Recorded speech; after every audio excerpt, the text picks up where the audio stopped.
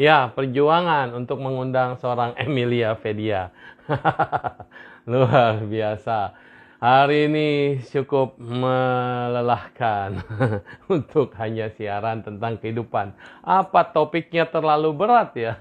Hidup, cinta, semua diborong mau jadi satu. Bahkan untuk melift up awal beban kehidupan kita. Iya, dari tadi putus nyambung, putus nyambung. Nah, dia sudah masuk, kita undang langsung. Semoga bisa terjadi. Kun fayakun katanya. Ya, sudahlah. Ya, Nah, udah. udah bagus suaranya. Akhirnya cuma satu suara dan suara yang ya udah terdengar dengan baik. Aduh, Udah ya. Ceh, hari ini luar biasa mau mengundang seorang Emilia. Dahsyat. Aduh, ya, Baru sorry, pertama sorry. in my lifetime. Sorry suhu, Mitopo. Ya, nggak apa-apa, nggak apa-apa. Topik Hmm, kita memang ya. berat tentang kehidupan, bahwa kehidupan mengajarkan tentang kesabaran dan terus berjuang. Kayak orang kita bicara tentang love kan, kita bicara tentang cinta. Ditolak sekali nggak apa-apa, masih bisa nembak lagi 2 kali, nembak lagi 3 kali, dan akhirnya keempat kali baru diterima dan lancar. Seperti kita hari ini, sudah 3 kali keluar masuk, dan yang keempat akhirnya berjalan lancar.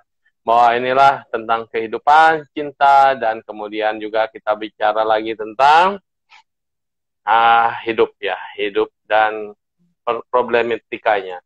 Dan kemudian bagaimana kita bisa live up your life, membawa naik masalah kehidupanmu, dibuang, dan kemudian masuklah bergabung dengan cahaya, akhirnya menjadi manusia-manusia yang bercahaya, manusia-manusia sukses. Ya, kita mulai dengan pembicara kita, Aduh. Ibu Emilia, 1 jam dari sekarang. Aduh. Lu mau nanya apa nih? Loh, ya perkenalkan diri dulu dong. Perkenalan diri dulu, tak kenal maka tak sayang. Yes, monggo, Iya, silakan. iya. Ya, aku sih usia aku 43 tahun. Aku ibu 2 orang anak. Anak aku udah SMP 2 orang. Terus aku apa namanya biasa aja ada kerjaan lah biasa dari dulu emang aktif kerja ya kayak gitu. Terus ya aku belajar Buddhis itu apa ya? Mungkin aku dari dulu udah banyak belajar Buddhis dari kecil, tapi mungkin belum karmanya belum nyampe gitu kan. Nah, tapi aku mulai sekitar umur 30-an itu aku ke belajar Buddhis, terus kayaknya tuh ngerasa kayak mulai ada pencerahan gitu. Jadi kalau dulu baca Yes, buku-buku yang sama, mungkin biasa-biasa aja gitu, udah gitu tahu teori aja. Tapi saat itu kayaknya karma aku berbuah gitu. Jadi pada saat aku baca, aku langsung kayak apa ya, kayak otak aku yang tadinya gelap gitu, tiba-tiba jadi terang gitu. oh, Kayak di lampu, gelap jadi terang. iya dilampuin gitu. Jadi kayaknya tuh kok belajar tuh kayak kalau kalau orang tuh oh iya iya iya bener-bener oh nge gitu. Jadi kayak kayak jodoh banget gitu, kayak ketemu jodoh gitu. Jadi kayak ada satu Oh ya, ya gitu kayak beda banget gitu. Nah, sejak ya gitu. Jadi sejak dari itu tuh kayaknya eh mindset segala macamnya tuh berubah gitu. Mungkin vibrasinya juga berubah kan, makanya bisa dipanggil suhu. Kalau enggak mungkin kalau aku belum berubah nggak mungkin kan gitu. Kayak gitu sih iya. kurang lebih. Intinya Iya. dalam kehidupan, kita bicara tentang life dulu ya, kehidupan. Dari Mm-mm, sejak kita mm-mm, lahir, kita ini sedang melakukan persamaan gelombang. Gelombang-gelombang dengan keluarga, dengan teman, dengan lingkungan, dan termasuk juga dengan pegangan hidup. Bahwa agama itu sebenarnya adalah pegangan hidup. Agama apa semuanya sama. Tetapi kadang ada cocok-cocokan. Ada yang kita kan berulang-ulang nih dalam samudra samsara ini ya. Ada saatnya kita tuh harus naik level, belajar lagi yang lebih dalam, sekolah lagi yang lebih susah ibaratnya. Nah, semua agama kalau kita dalamin, semua intinya menuju kebahagiaan, tidak ada kebencian, dan mungkin kalau di Buddhis, boleh saya katakan, menurut saya pribadi adalah karena ada satu, bersihkan hati dan pikiran. Nah, kalau berbuat jahat, itu kita harus stop, berbuat baik kita harus tambah, itu umum di semua agama ada. Tetapi membersihkan hati dan pikiran, nah ini lebih banyak lagi dibedah oleh agama Buddha. Jadi saya juga sama seperti Cici, mulai belajar untuk membersihkan hati dan pikiran. Nah, tapi semua orang, siapapun dia, kalau dia bisa membersihkan hati dan pikirannya, lalu mengendalikan ucapannya, menjaga semua dirinya, pasti akan berhasil dalam hidupnya. Tapi ada dua hal yang harus kita lihat. Kalau kita mau hidup sukses di duniawi, berarti kita harus menjalankan apa yang kita lakukan secara kehidupan nyata. Misalnya kita harus belajar, harus berjuang, harus kerja, harus cari karir. Itu adalah kehidupan duniawi.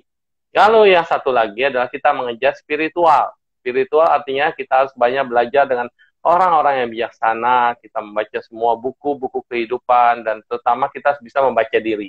Pemetaan diri kita, pembacaan pikiran kita, dan menenangkan diri kita. Dan sinkronisasi antara pikiran, ucapan, dan perbuatan. Itu harus satu garis. Dan kemudian setelah kita menguasai spiritual adalah keseimbangan antara dunia dan sisi agama atau sisi spiritual kita dengan batin kita. Ini harus seimbang. Sehingga kalau orang yang punya keseimbangan ini, dia hidupnya tidak akan berat sebelah, berat hanya mikirin duniawi, tetapi juga dia sudah mulai memberikan tabungan-tabungan kebaikan untuk nanti setelah dia meninggal, menghadapi nanti kehidupan di akhirat, kehidupan setelah kehidupan ini, dia sudah punya modal yang luar biasa. Itulah tujuan kita hidup.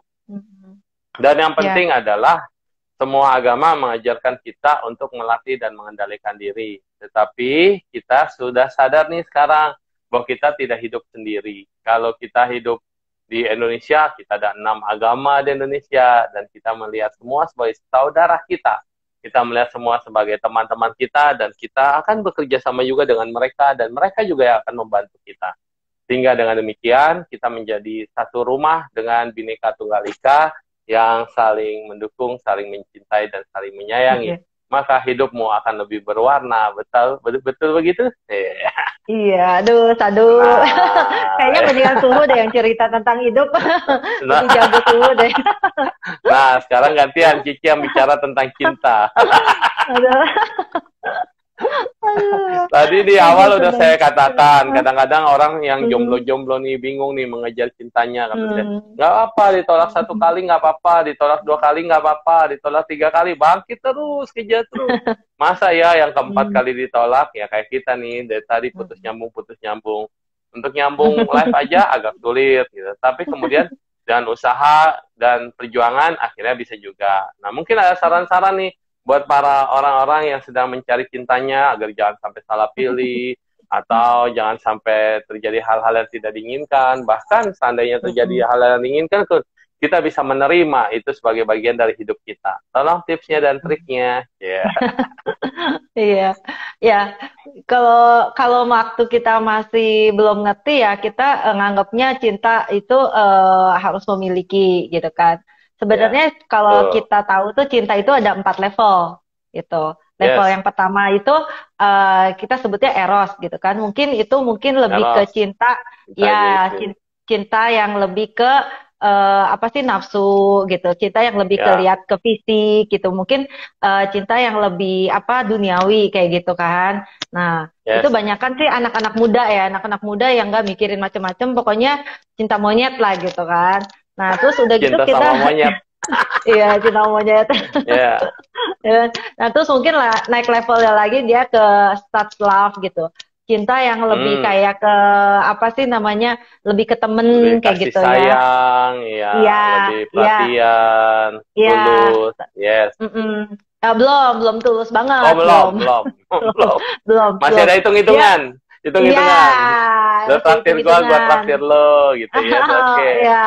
Nah, terus udah gitu cinta yang lebih naik lagi, yang cinta yang lebih kayak keluarga gitu. Walaupun dia bukan keluarga, tapi kalau hubungannya dekat udah kayak keluarga gitu. Jadi dia lebih ngebela, dia lebih lebih jangka panjang gitu kan. Lebih mau peduli kayak gitu. Teman-teman kita sekarang nih di vibrasi positif maupun vibrasi kebaikan gitu semua, Jadi semuanya itu udah kayak saudara gitu, deket banget, saling dukung, terus kemudian semuanya pada saling menyemangati. Kayak saya kan Suhu gitu ya, bagi mereka kan mereka punya ulama masing-masing, tapi pada curhat juga sama Suhu, nanya pendapat Suhu, dan kita juga bisa memberikan yang bisa kita bantu dengan tulus seperti saudara sendiri. Nah, itulah kehangatannya, hangat banget di grup ini gitu, nggak kenal jadi kenal, terus kemudian saling mendukung, dan yang punya usaha akhirnya teman-temannya saling dukung pada Hah? jualannya jadi laku kan. Oh, enak. Iya, Ada iya. yang modalin juga dan macam-macam. Heeh. Jadi seru karena kita sudah merasa seperti cinta keluarga itu. Ternyata cinta Mm-mm. keluarga itu lebih indah ya dibanding dengan cinta kayak teman atau tadi cinta yang nafsu tadi Mm-mm. eros itu ya. Nah, Mm-mm. karena kita sama saudara sendiri kadang-kadang nggak begitu loh. Banyak yang bilang Mm-mm. saya sama saudara tuh nggak nyaman sama saudara itu kadang-kadang ada permusuhan atau ada keributan, sering banyak ributnya atau ada juga keluarga yang deket banget sih, akur gitu, Mm-mm. akrab. Tapi rata-rata kok Mm-mm. sama orang lain bisa jadi kayak saudara ya. Nah, itu dia. Iya, Kuncinya di iya. mana? Heeh. Semua yang berhubungan dengan kita tentu adalah jodoh kita. Itu Iya. jawabannya. Iya. Ya, lanjut Ci. Eh, masih Cinta yang masih ada keempat. cinta yang keempat, yang paling tinggi itu mungkin kita sebutnya agape.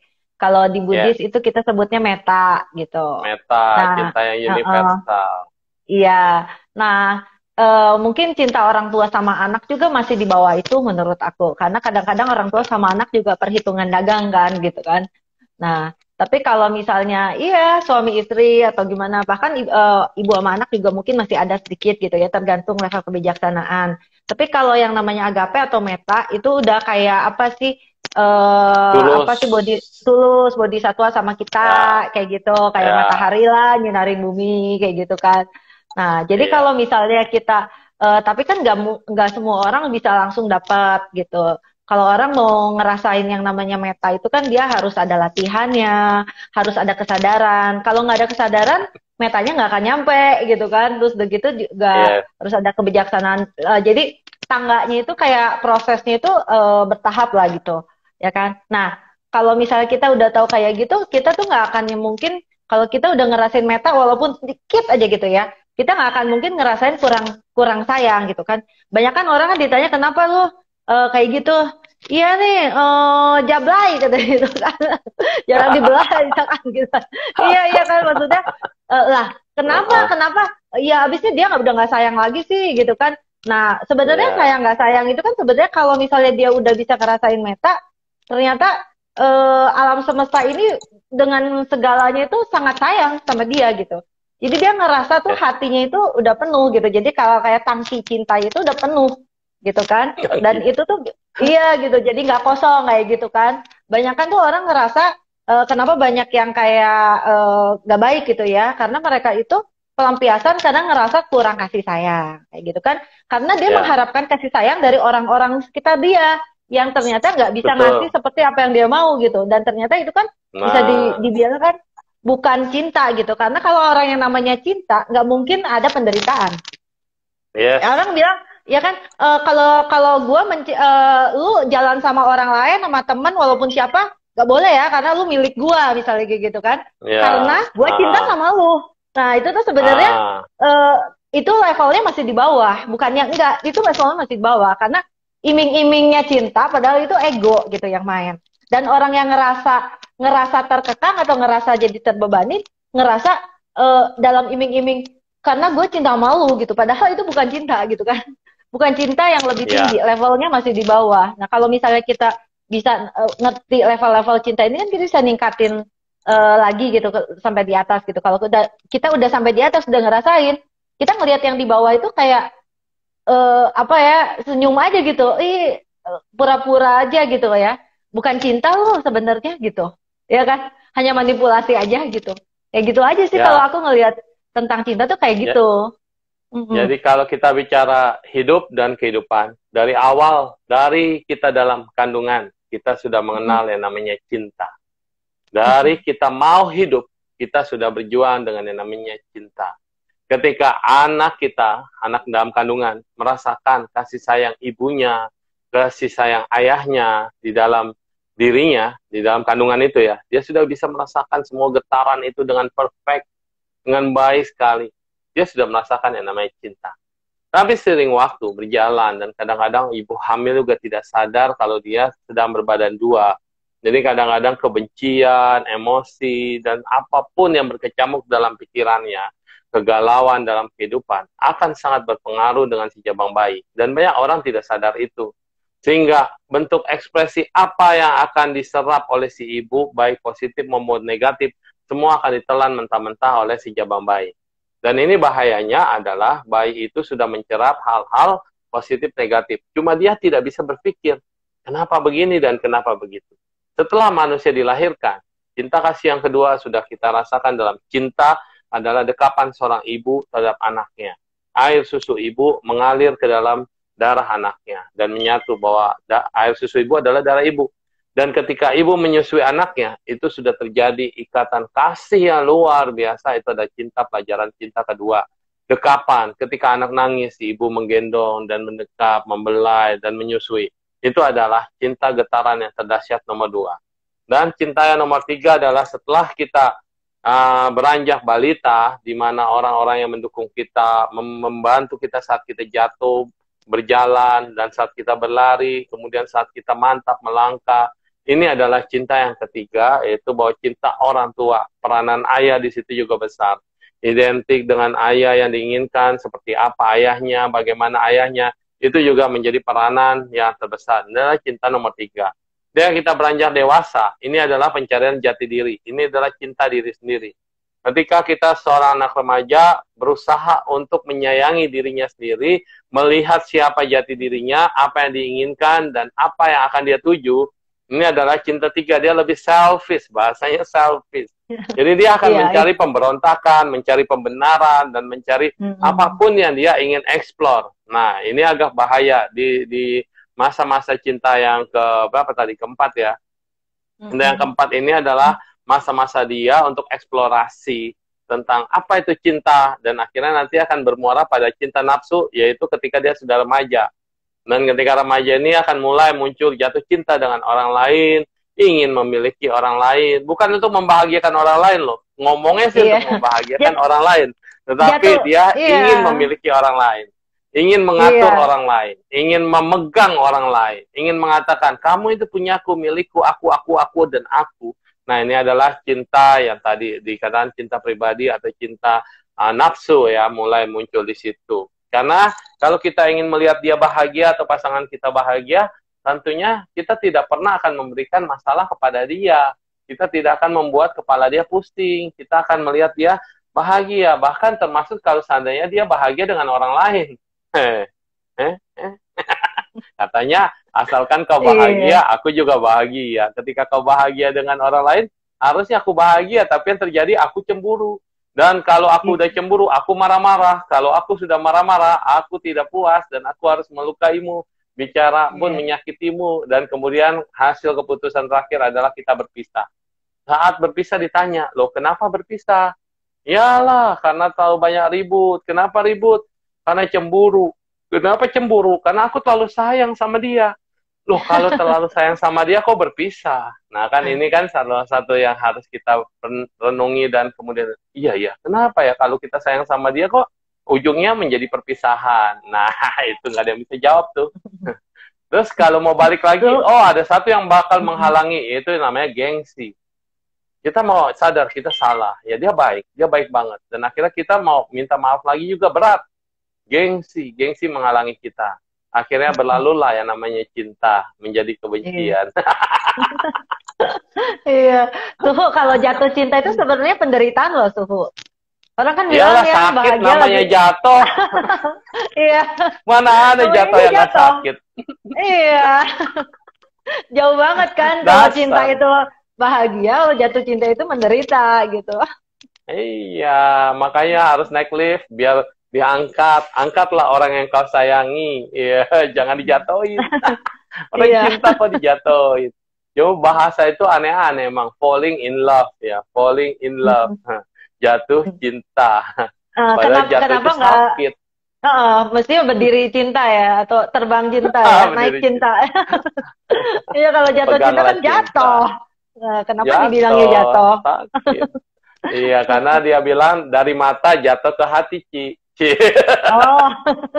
Jatuh dia dari mata dulu, jatuh ke hati. Makanya jatuh cinta. Berjuta rasanya. Ya, oke. Nah, sekarang tentang living in this world. Bicara tentang hidup.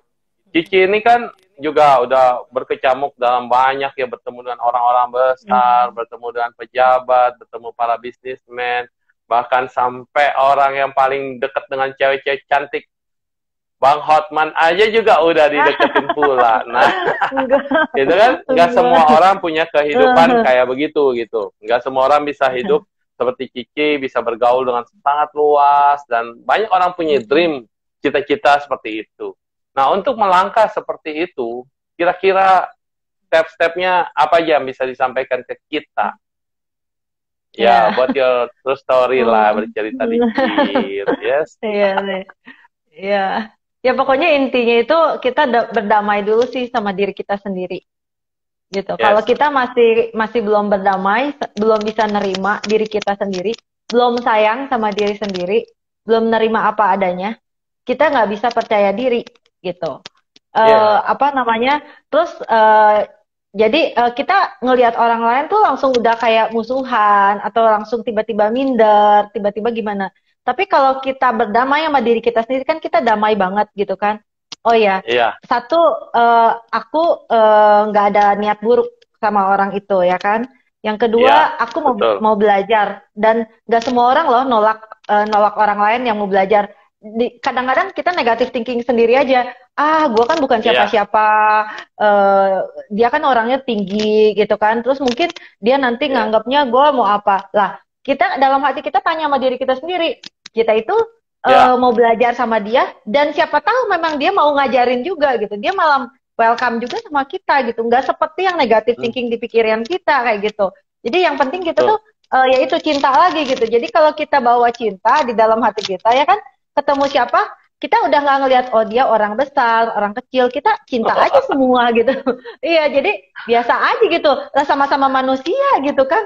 Makan nasi Keren ini. juga gitu. Iya, makan nasi juga gitu. Ah, Jadi udah ya, nggak tahu siap Haji. nggak ada rasa takutnya gitu. Biasa aja kayak ngadepin Aku, orang aja gitu. Ya kan nggak ada rasanya, nggak ada nah beda-bedanya ini gitu. ya Hotman yang Paris sudah jalan aja tip, gitu. tips yang Iya. paling luar biasa muncul dari hari ini adalah pembelajaran yang luar Hmm. biasa buat teman-teman semua sekalian. Kita ini terlalu banyak ditakut-takuti oleh ketakutan kita. Seandainya, kalau nanti begini, udah rekayasa dulu dalam diri kita. Tapi apa yang dilakukan dengan Cemil satu? Selama Anda percaya diri, mencintai dirimu sendiri, mempunyai hati, mempunyai cinta, pancarkan cinta, dan jalani apa adanya. Mau siapa lu, gue gak peduli, yang penting semua sama. Aku mencintai kalian semua. Ya, kata-kata ini dahsyat. Sehingga dia bisa berani bertemu dengan siapapun dan berbicara dengan siapapun, bahkan berfoto dengan siapapun. Banyak orang minder loh. Berfoto dengan dia. Banyak orang minder. Jangan foto Iya, dulu. karena foto itu bicara banyak loh. Foto itu bicara banyak. Nah, ketika kita sendiri, loh, kok kamu kenal dia? Oh, ternyata dunia sempit ya. Banyak orang itu yang kepo kadang-kadang. Jadi karena lihat foto, oh ya kok kamu kenal dia? Baru dia akan merubah pola pandang. Ini kayak kita misalnya dari zaman Orde Baru ya dulu ya. Kalau kita punya foto sama pejabat di pajak di rumah kita, ada siapapun yang datang, mau tagih pajak, mau tagih apa, segala macam. Udah minder dulu lihat foto-foto kita, katanya. Itu ternyata foto itu belajar banyak. Kayak misalnya kita pernah foto sama presiden, foto petinggi-petinggi negara, atau kita foto apa. Loh, orang yang tadinya mau jahatin kita mikir loh. Bahkan dulu di zaman Orde Baru ya, kalau zaman sekarang sih udah nggak ada yang takutin sih. Zaman dulu, begitu ada perampok aja katanya mau masuk ke rumah orang dan lihat ada foto jenderal banyak banget di rumahnya dan piagam-piagam gitu dari angkatan darat segala macam. Itu keluar lagi katanya. Ternyata foto bisa bicara. Nah, tapi ya itu hanya tricking mind ya, bahwa orang itu masih memiliki konsep bahwa oh iya ternyata dia orang hebat, ternyata begini, ternyata begitu. Ya mindset lagi sih. Nah, tapi ya itu. Jangan Justru pernah yang takut dan menganggap orang lain itu sebagai satu yang menakutkan. Nggak ada yang perlu ditakutkan.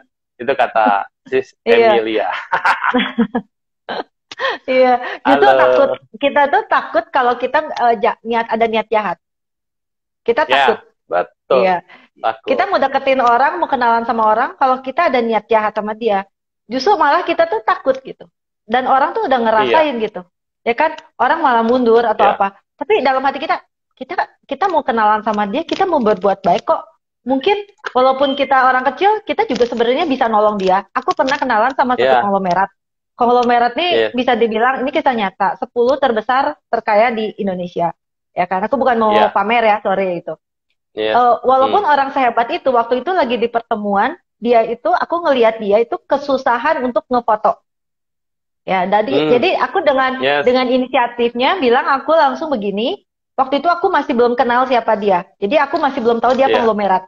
Gitu. Aku orang biasa aja nih, kayak tahu nggak kalau ada siapa gitu, dia kan mau ngefoto kayak susah gitu kan. Dia mungkin lagi nggak ada ajudan, nggak ada siapa. Terus aku ambil kamera aku, terus aku bilang gitu, gini, Pak, saya fotoin deh Pak. Saya fotoin. Saya bilang gitu. Oh iya, makasih gitu ya. Nah, jadi dia di situ aku fotoin pakai kamera aku. Aku foto-fotoin, udah selesai, dari situ dia datang ke tempat aku. Oke, kalau gitu tolong kirimin ini nomor handphone aku, katanya, kontak aja katanya gitu. Nah, terus ya udah aku kirimin fotonya gitu. Jadi setelah itu kan jadi aku punya nomor handphonenya kan. Nah, aku nggak tahu siapa dia gitu kan, aku cuma nolong aja. Nah, seudah waktu-waktu kemudian, lalu ada orang yang ngomong, itu yang tadi tuh bosnya ini loh. Aku bilang, oh ya? Masa? Aku bilang gitu. Iya, aku bilang masa?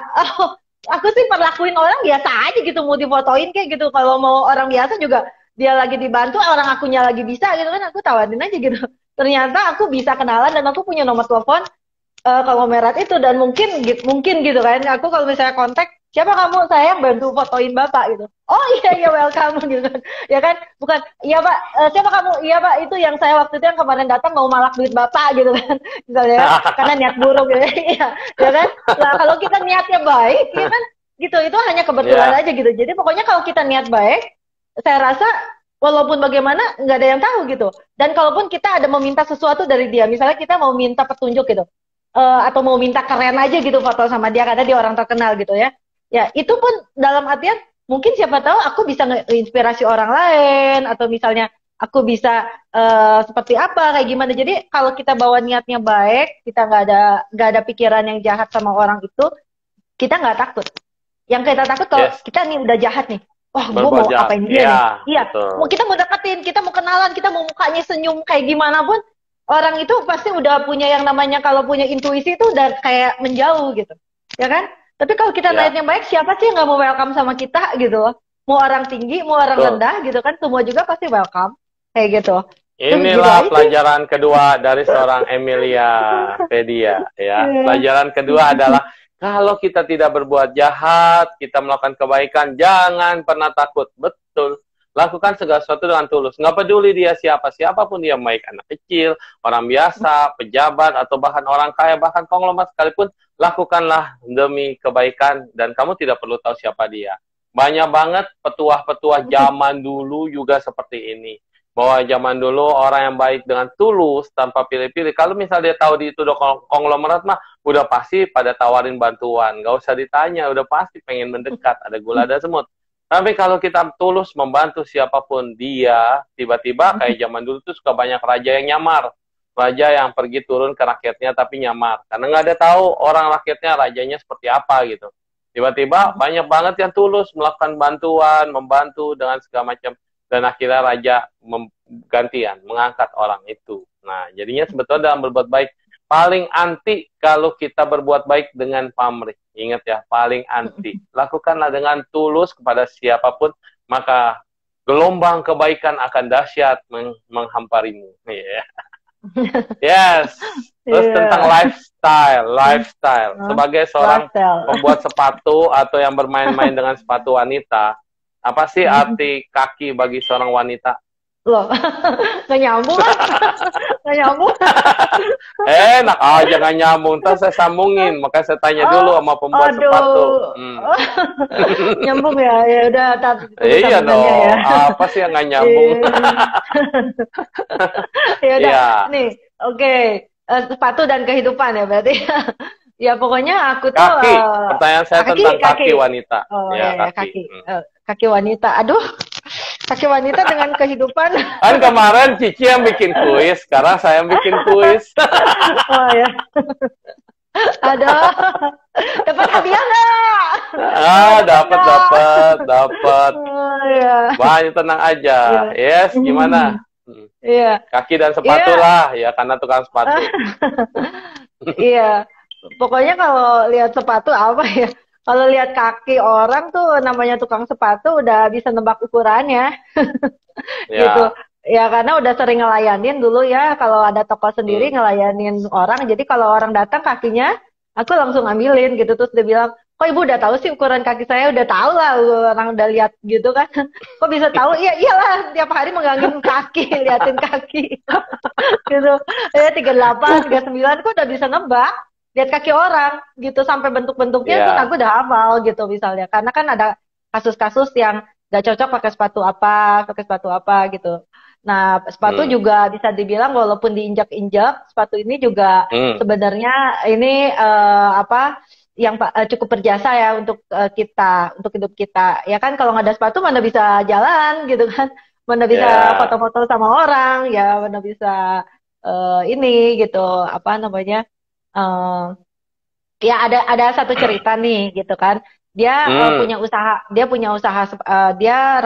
punya sepatu gitu. Terus dia bilang sama Hmm. dua orang gitu, ayo kamu mau nggak jualin sepatu ini ke satu tempat yang masih belum ada penghuninya gitu. Eh, Ya. oke oke katanya. Nanti seudah itu kamu balik ya kasih saya hasilnya, ya katanya. Nah terus orang yang pertama dia lihat tuh pergi ke pulau itu, dia bawa sepatu tuh. Terus dia bilang, waduh semua orang di sini belum pakai sepatu gitu kan. Gimana saya mau jualin Hmm. sepatu? Orang semua orang belum pakai Iya. sepatu gitu Nggak kan. pakai sepatu. Ya kan? Aku Iya. aku jualin sepatu Betul. diketawain katanya apaan kita mah tiap hari juga nggak pakai sepatu katanya gitu kan. Nah ya udah dia Ya. pulang lah gitu kan. Nah, terus udah gitu orang yang kedua juga datang kan. Nah, terus dia bilang gini, wah ini belum belum apa semua nggak pakai sepatu nih. Waduh, kalau aku masuk, aku jualin sepatu di sini, semua orang satu Laris. pulau ini beli sepatu, gitu, laris nih gitu kan. Hmm. Udah, aku kasih Ya. gratis aja dulu nih, pokoknya semua orang biar nyobain dulu deh sepatu gitu kan.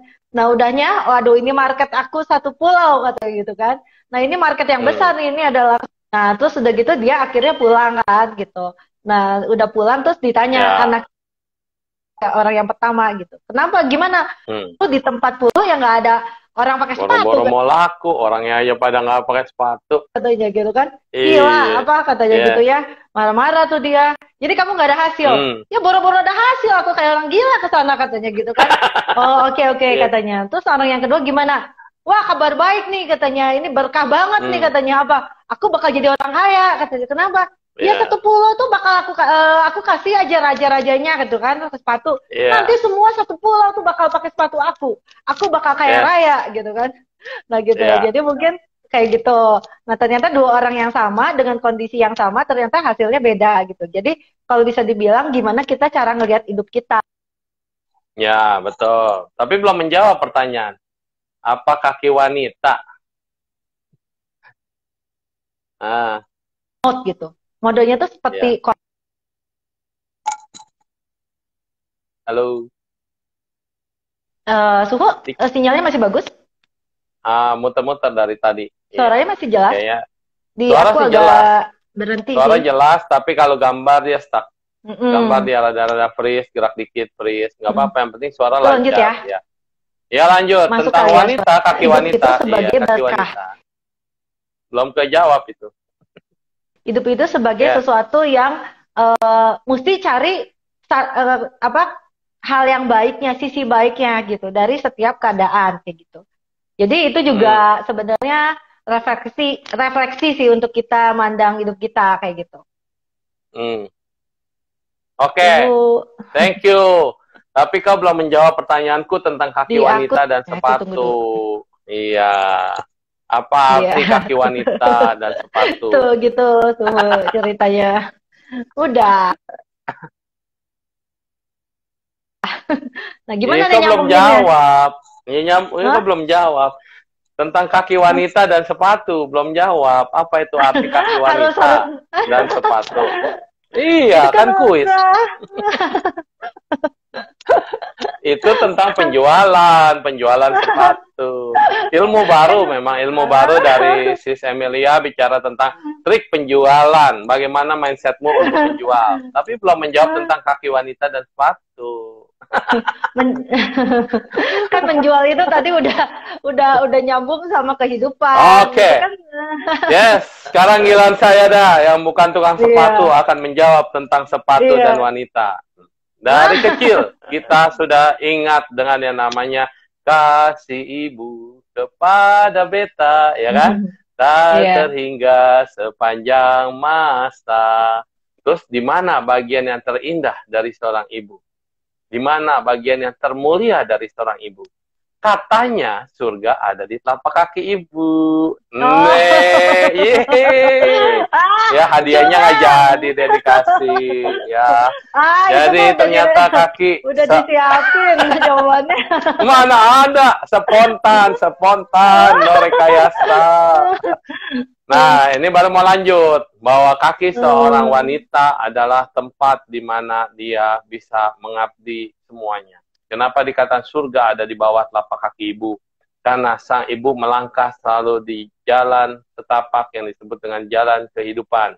Ibu selalu menyayangi anaknya dengan tulus dan selalu membimbing setiap langkah daripada anak-anaknya dengan doa, walaupun tidak harus selalu menemani. Bahkan seorang ayah itu belum tentu juga seperti seorang ibu menemani dalam setiap langkah anaknya. Tapi doa seorang ibu tidak pernah dia lupa terhadap semua anak-anaknya. Dan kenapa anak itu dikatakan harus berbakti pada ibu, mengabdi? Nah, makanya bersujud di bawah telapak kaki ibu, atau bersujud di kaki ibu. Dan mencucikan kakinya. Kalau misalnya tiap hari lebaran, Imlek, atau Waisak, kita bisa mencucikan kaki ibu. Karena kalau kaki ibu itu zaman dulu itu betul-betul dihormati dan dipuja kaki ya, kaki wanita. Karena apa? Dibalur dengan wangi-wangian, diberikan bunga, diberikan minyak. Nah, karena kaki ibu adalah simbol daripada surga ada di situ. Kenapa surga di bawah telapak kaki ibu? Benar juga. Iya, karena ibu selalu berdiri dengan dua kakinya. Terus sepatu, apa hubungannya sama sepatu? Ayo coba, sepatu. Saya mau tanya sekarang, sepatu hak pendek sama hak tinggi, apa bedanya bagi wanita? Ayo dijawab tentang sepatu. Yang jawab itu aja tuh yang lagi nonton acaranya, ayo. Ayo jawaban yang terbaik, tukang ayo. Sepatunya ya. jangan tukangnya dong. Iya. Kenapa wanita senang dengan hak tinggi dan ada yang tidak hak rendah, bahkan ada yang tidak berhak. Aduh. Lu kreatif ya. Kreatif. Bolehlah jadi marketingnya tukang sepatu. Ya. Iya. Oke. Semakin tinggi derajat seseorang, semakin dia cantik, semakin dia model, semakin dia berasa dia dihormati atau dipandang lah, maka katanya haknya harus tinggi. Supaya tidak direndahkan oleh siapapun, termasuk para laki-laki. Maka wanita menggunakan hak tinggi. Tapi semakin dia bekerja dalam kecepatan, dalam gesit, tidak peduli lagi dengan yang namanya penampilan, etika, dan estetika, dia membutuhkan hak yang rendah atau tidak berhak. Berarti di situ status wanita kelihatan. Wanita pekerja, bahkan pekerja keras, kita lihat tadi, yang satu kampung atau satu pulau tidak menggunakan sepatu katanya. Karena alas kakinya, alas lapaknya itu udah baal semua, udah melebihi daripada beratnya sepatu, sol sepatu. Jadi katanya kakinya itu udah tidak berasa apa-apa, menginjak apapun. Ini ya wanita terkuat katanya. Nyonya Menir, berdiri sejak 1918. Ya. Jadi dari situ kita belajar bahwa sepatu aja punya filosofi. Dia diinjak-injak, tapi dia tidak pernah marah. Dan sebetulnya keindahan wanita katanya dilihat dari sepatunya. Makanya pada berlomba-lomba beli sepatu, dari sepatu yang mahal sampai sepatu yang bagus. Bahkan cuma merek doang, cuma merek loh. Merek doang, padahal sepatunya mungkin pabriknya sama, dikasih merek yang berbeda gitu ya. Nah, yang bikin juga orang yang sama, tapi merek aja bisa membuat prestis itu berbeda gitu. Dan bahan ya, tentu selain bahan. Kenapa bisa begitu? Karena wanita ingin dipuji. Yeah. Wanita ingin dicinta katanya ya, kan begitu. Surganya ada di telapak kaki, jadi telapak kaki kan harus pakai yang mahal. Ya, karena wanita punya harga diri. Dia akan berkata kepada semua kaum bapak, siapa yang bisa melahirkan anak bagimu semua kalau bukan wanita. Aduh. Jadi wanita ini yang 9 bulan membawa kemanapun dalam perjalanan anakku, iya, tetap kakiku melangkah untuk melakukan apapun yang bisa dilakukan. Wanita Ya. ditinggalkan oleh pria, dia juga tetap akan menunjukkan pada dunia bahwa saya mampu untuk menjadi single parent, atau saya mampu dengan kekuatan saya membesarkan anak-anak dengan dua kakiku sendiri. Jadi Ya. wajarlah kalau aku menjaga kakiku dan sepatuku. Kayak endorse ya. Aku nggak bayar loh. Endorse ya. Apa-apa, saya nggak butuh sepatu wanita. Oh iya. Udah nanti dikasih di endorse sepatu wanita. Iya, buat yang hadir di sini aja di 17 orang nih. 17 orang yang di sini. Iya, oke. Oke, ini Ya. terakhir tadi saya udah nyinggung dikit tentang lifting, tentang mengangkat. Ada orang berkata harga diri lah, bisa terangkat lah, nilai seseorang ketika dia sudah jadi orang sukses, dia akan terangkat. Ketika dia punya posisi, dia terangkat. Nah, yang saya ingin angkat di sini adalah lift ya. Liftnya bukan lift tentang duniawi, tetapi lift tentang spiritual. Kamu sudah jadi posisi tertinggi pun, tidak ada yang udah dicapai lagi, orang tetap tidak puas kan? Masih ada loh yang masih belum saya capai. Dia tidak akan pernah puas gitu. Tetapi kalau dia merasa saya ingin liftingnya di dalam cahaya kebaikan, saya liftnya terangkat karena saya dimuliakan seperti Mother Teresa, seperti wanita-wanita hebat lainnya, seperti para biksuni dan para master wanita, di mana dia bisa mengubah cahayanya menjadi cahaya spiritual. Mengubah cintanya yang kecil, tadi cintanya mungkin hanya untuk keluarga, untuk suami, untuk anak, tapi dirubah menjadi cinta pada dunia. Saat itulah dia menyinari dunianya, dia melepaskan semua beban hidupnya, dan dia terus ringan, enteng, bahagia, dan dia akan terangkat, seperti naik lift. Amitofo. Langsung ke penthouse, dibawa ke penthouse. Iya. Iya. Iya, bagus juga Ayo. tuh. Selamat siang, Bante. Wah, Bante dari Papua nih selalu setia loh sama kita, Bante Prawira. Bante kesayanganku. Nanti Cica banyak ke Papua cari Bante Prawira. Nanti di sana banyak bisnis. Yang tadi kau bilang, pulau yang tidak pakai sepatu. Banyak, Iya, di Papua itu wanita yang bekerja. Wanita yang angkat-angkat barang, lakinya luntang-lantung jalan di depan, wanita di belakang ditinggalin dengan gendong anak, pakai anak dipegang anaknya, terus satu lagi bawa barang di kepalanya. Lakinya mah nggak bawa apa-apa. Nah itu Papua banyak begitu, wanita yang bekerja. Bali juga seperti ada yang begitu. Nah, jadi kita lihat, ibu itu kakinya, dia tidak pakai sepatu, dia panas kepanasan, hujan-hujanan, belok becek, dia tidak peduli, tidak ada ojek, nggak apa-apa. Dia bekerja untuk anak dan ketulusan. Yes, itulah perjuangan seorang wanita, ya. Halo Adi, udah nyampe. Iya. Oke, lanjut tentang live up your life. Iya. Iya.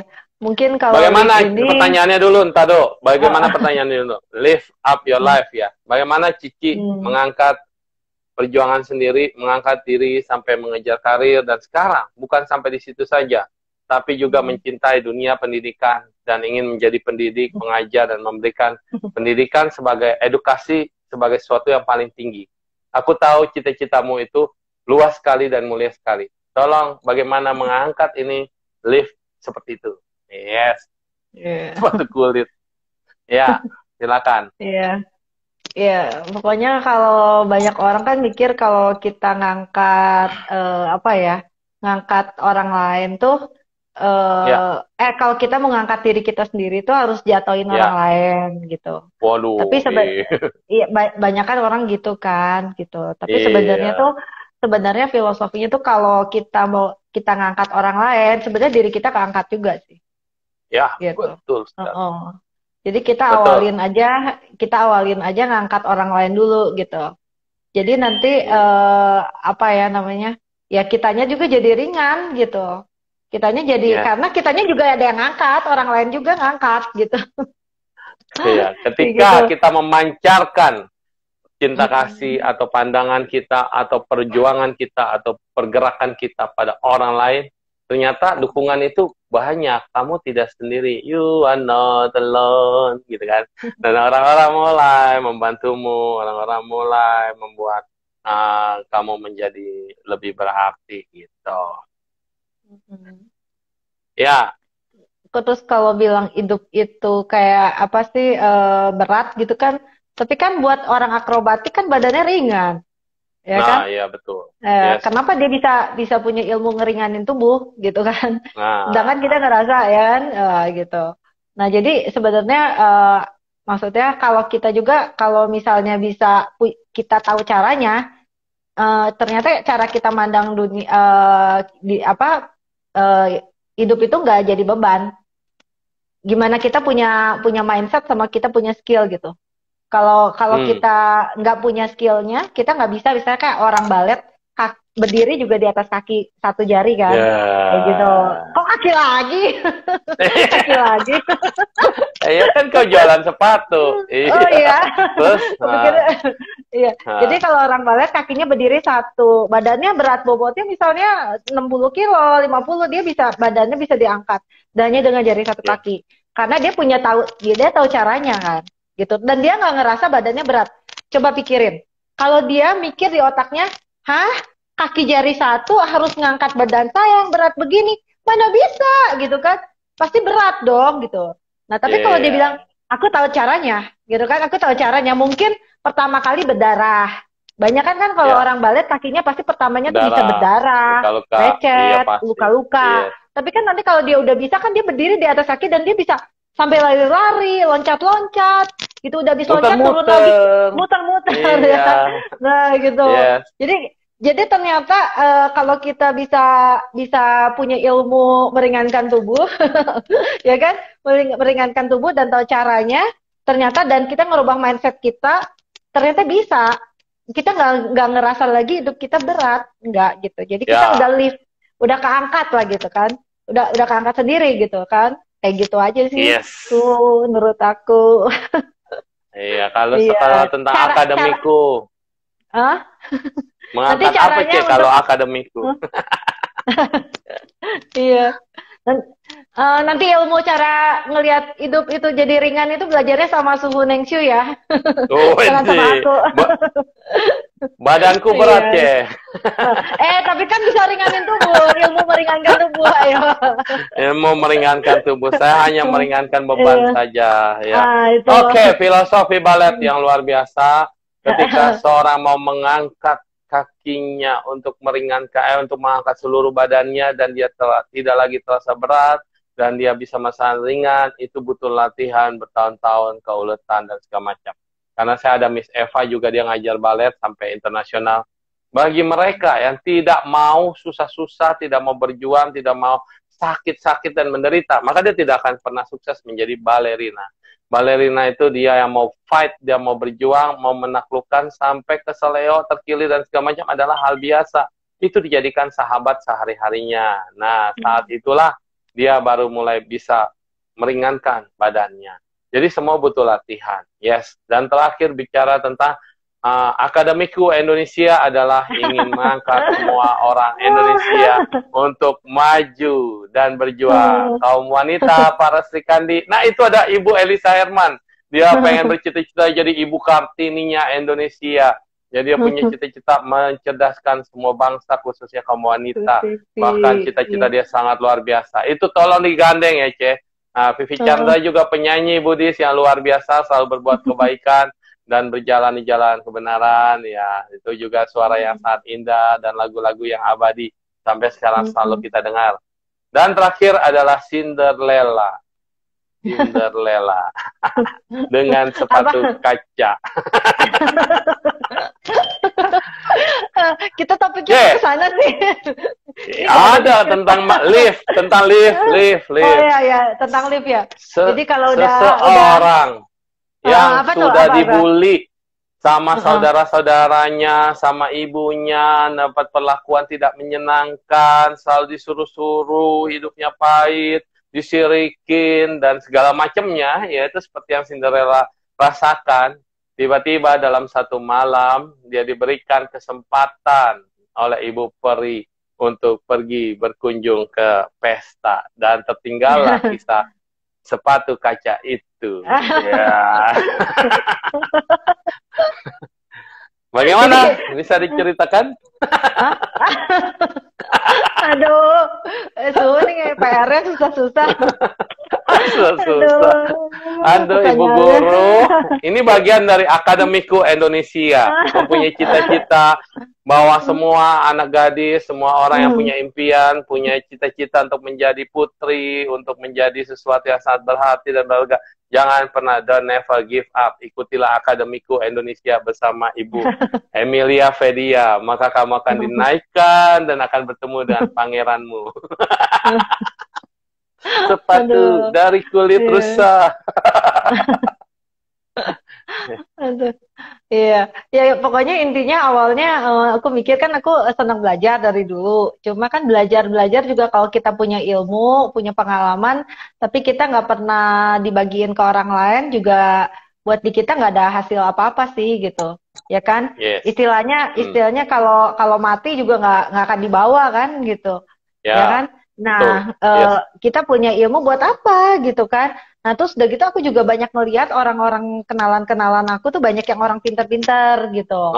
Dan istilahnya kalau dia cuma ngebagiin cuman ke apa 1-2 orang kan juga sayang gitu kan. Cuman 1-2 orang dong yang berubah gitu. Tapi kalau dia bisa ceritain ke lebih banyak orang kan mungkin lebih banyak orang yang bisa berubah gitu. Jadi aku kayak mulai ngajak-ngajakin orang jadi fasilitator gitu. Ini udah ada dokter gizi, dokter umum, tapi ngambil spesialis gizi, dia mau konsisten, rutin, tiap weekend rekaman. Jadi baru dua video, nanti dia bilang mau banyak. Terus aku tanya, jadi ini aku harus bayar atau enggak? Dan dia nggak mau bayaran, kayak gitu ya kan. Nah, biarin upahnya ntar di surga aja gitu kan. Nah, kita, ya gitu. Tuh ada bidan tuh satu, bidan ternama, Elisa Herman, itu juga bisa. Iya, terus begitu ada sebenarnya ada satu lagi kayak dokter kanker, dokter otak gitu. Dia udah sekolahnya sampai S3 sih, gitu udah praktek dia. Jadi gimana sih supaya orang nggak sakit stroke kayak gitu kan? Nah itu, jadi mereka tuh aku bilangnya cuman mau nggak berbagi, jangan buat aku gitu kan. Kalau mungkin buat aku telepon dia kasih ilmu gratis juga nggak apa-apa, 15 menit, setengah jam, 1 jam. Dia ceritain nggak apa-apa gitu, nggak usah bayar uang konsultasi. Tapi kan kalau misalnya jangan ceritain ke aku doang dong gitu, ceritain loh ke banyak orang gitu supaya mungkin lebih banyak orang yang mestinya misalnya dia mestinya punya sakit nggak jadi sakit gitu gara-gara dia udah punya pengetahuan gitu. Dan pengetahuan ini nggak mungkin cuma dari 1 video. Pastinya harus dari ratusan video, puluhan video pembelajaran. Jadi proses pembelajarannya jangan dianggap itu. Terus aku tanya fasilitatornya ilmunya gimana? Ilmunya banyak, katanya dia bilang gitu kan. Aku bagiin katanya gitu. Iya, aku bilang wah gitu ya. Ternyata aku bisa ketemu orang banyak yang abandon gitu. Ketemu orang yang abandon banyak banget gitu. Terus ternyata sepatu kacamu banyak sekali, Ceh. Iya kayak gitu. Kayak gitu aja gitu. Jadi pokoknya kayak gitu. Terus banyak lagi ada orang bisnis juga. Aku bilang sharing dong. Aku bilang ya kan. Dia biasa ngajar di universitas gitu kan.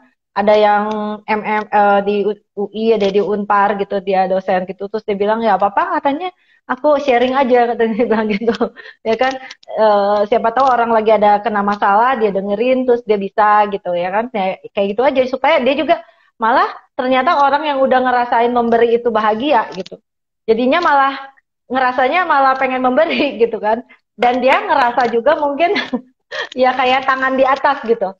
Mungkin yang biasanya jadi victim yang gini gitu kan. Dia ngerasa diri dia nggak berguna, nggak bisa apa-apa. Ternyata dia udah kayak tangan di atas itu dia bisa ngasih gitu. Malah vibrasinya dia berubah. Berubah gitu. Dan ternyata dengan ngajar tuh dia ngerasa lebih happy, ternyata dia juga bisa ngerasa malah iya kayak orang gitu kan makan terus tapi nggak ada buahnya, nggak dibagiin kan juga busuk kan buahnya di pohon busuk juga kan kita berbuah. Gitu. Tapi kalau kita buahnya bagi-bagiin kan gitu tambah banyak gitu. Ya udah aku pikir mau ngapain gitu, ya udah kerjain aja. Dan orang ada yang kayak gini sama aku sinis, dibilang gini, Bu Emil kan orang baru katanya. Orang lain tuh udah lama jadi jadi di mana-mana gitu. Kalah loh sama YouTuber lain gitu kan. Kayak kayak gitu kan. Emang ibu bisa sukses kayak gitu kan sama aku. Terus aku bilang gini, eh, orang lain tuh udah jutaan loh katanya subscriber dan lain sebagainya dan udah lama main di dunia itu. Kamu baru mulai katanya. Terus aku bilang gini, aku nggak bersaing sama siapa-siapa. Yes. Aku nggak punya saingan. Aku bilang, Yes. aku bersaing sama diri aku yang masa lalu gitu. Yang lalu aku belum bisa dan sekarang aku udah lebih bisa gitu. Ya kan lebih maju gitu. Ya itu aku udah bersyukur banget gitu. Ya kan? Nggak usah aku bersaing sama siapapun, nggak ada. Mau kalau lihat orang lain lebih bagus atau bikin hal yang sama ya udah syukurin. Karena apa? Karena jumlah penduduk Indonesia 200 juta masih mungkin berapa puluh persen mayoritas yang masih di bawah garis kemiskinan dan garis kebodohan gitu yang harus diedukasi lebih banyak gitu daripada nontonin TikTok yang gitu ya, yang dansa-dansa gitu ya kan, daripada yang kayak gitu. Bahkan YouTube yang ranking teratas itu 10 ranking teratas itu kebanyakan kan entertainment. Betul. Dan coba di entertainment atau misalnya politik ya kan, karena politik kan crispy gitu, digoreng-goreng-goreng ya kan, seru gitu kan. Nah mereka yang penting kan ya istilahnya berita yang bisa bikin viral aja gitu, tapi mereka nggak mikirin gitu kan kalau sebenarnya yang nonton itu siapa gitu. Kebayang kan anak sekarang tuh udah nontonnya YouTube gitu, udah pegang handphone semua, dan mereka tuh akhirnya nontonnya kayak gitu juga, mereka nggak mikirin kan gitu. Mereka yang nonton itu ya ada satu video yang gitulah ya, yang senonoh itu tuh satu hari 3,5 juta yang nonton. Aku lihat 3,5 juta nonton dalam satu hari film yang video yang judulnya udah kayak gitu. Bayangin, ya orang Indonesia disuruh ya, kayak gitu ya. Magnetnya lebih kuat dan lebih kencang. Baiklah, waktu kita tinggal 4 menit, 3 menit lagi untuk closing, dan terima kasih untuk Indonesia Maju. Ingat ya, di sini ada apa tadi, Akademiku Indonesia untuk mencerdaskan bangsa. Bagi yang ingin mencerdaskan dan ingin dicerdaskan, mari kita dukung acara ini.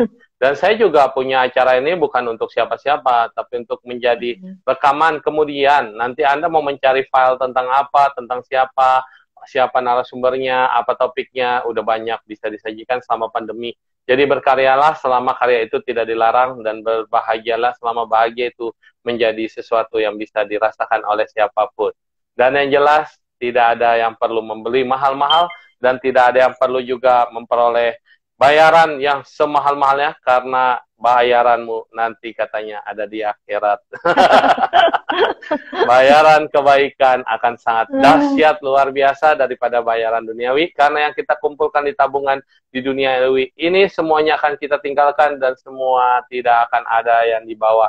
Yang dibawa hanyalah tabungan saldo kebaikanmu ketika kau menjelang ajal. Terima kasih Ibu Emilia Fedia, ciciku yang paling hebat, dan semoga cita-citamu tercapai, Cek.